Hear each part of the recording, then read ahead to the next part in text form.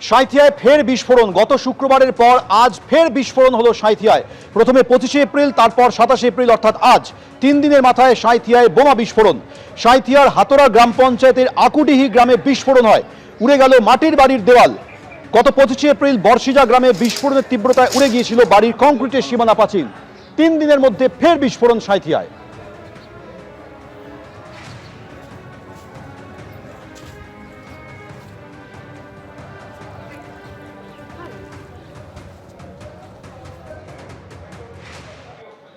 এই মুহূর্তে ধুলিয়ানে সুকান্ত মজুমদারের নেতৃত্বে মিছিল চলছে বিজেপির। মুর্শিদাবাদ কাণ্ডের প্রতিবাদে সুকান্ত মজুমদারের নেতৃত্বে বিজেপির মিছিল।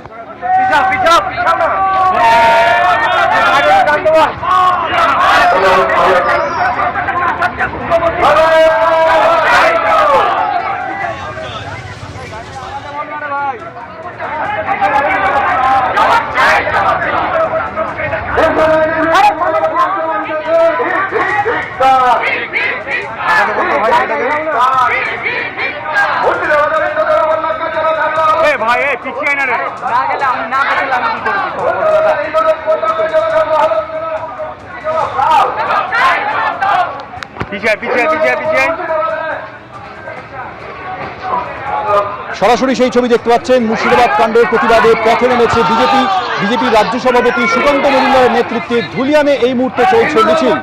মুর্শিদাবাদের বিভিন্ন জায়গায় গত কয়েক সপ্তাহে যেভাবে অশান্তি হয়েছে, হিংসা হয়েছে, ধুলিয়ান, শামশেরগঞ্জ, জঙ্গিপুরে এইসব ঘটনার পরিপ্রেক্ষিতে প্রতিবাদে পথে নেমেছে বিজেপি।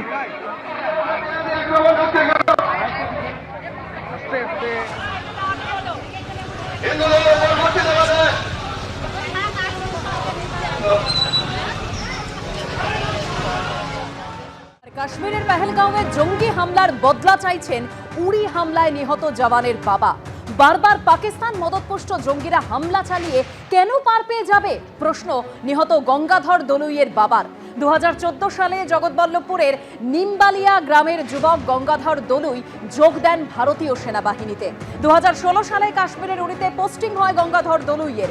2016 সালের 18 সেপ্টেম্বর উড়িতে 4 জঙ্গির অতর্কিত আক্রমণে 19 জন ভারতীয় জওয়ান প্রাণ হারান। নিহত জওয়ানদের মধ্যে ছিলেন গঙ্গাধর দলুই। পাকিস্তানের বিরুদ্ধে বদলা চাই, বারবার জঙ্গি হানায় কেন আমাদের লোকেদের প্রাণ যাবে? আমার ছেলের প্রাণ ওরা কেড়ে নিয়েছিল। পেহেলগাঁও কাণ্ডের পর তীব্র ক্ষোভ গঙ্গাধর দলুইয়ের বাবার। কাশ্মীরে যেটা এখন হয়ে গেল, 26 জন যে মারা গেছে, ওদের ওই এরাও জঙ্গিরাই মেরেছে।